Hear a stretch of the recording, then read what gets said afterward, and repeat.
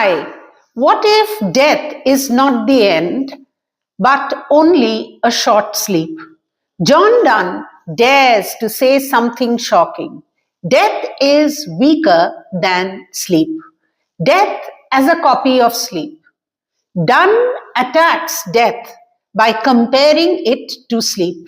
He says, "From rest and sleep, which but thy pictures be, much pleasure then from thee much more must flow." Sleep gives us rest, peace, and healing.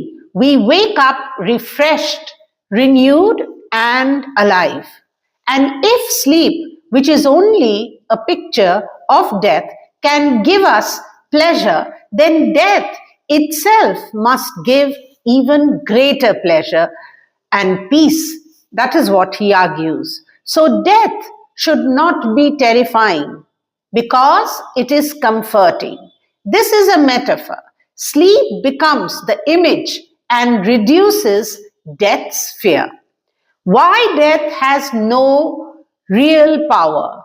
Then Donne openly taunts death. He asks, "Why swellest thou then? Why are you so proud, death? Because you don't act on your own. You depend on poison, on war, and on disease. Even sleep and poppy drugs can do what death does and do it better. If sleep can refresh the body and drugs can induce rest, then death is not unique." Here Donne uses personification and a rhetorical question to humiliate death itself. Death is only a short nap. Now comes Donne's strongest argument. One short sleep past, we wake eternally. Death is not permanent. It is only a short sleep. And after that comes eternal awakening, eternal life of the soul.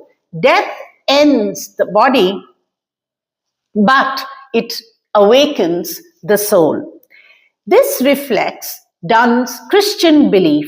Death is a passage and it is not a prison. And the final paradox, death dies. And then Donne delivers his final blow. "Death shall be no more. Death, thou shalt die." What a paradox. Death kills everyone, yet death itself is destroyed. This is metaphysical paradox where faith defeats fear. So sleep refreshes the body and death awakens the soul. Thank you.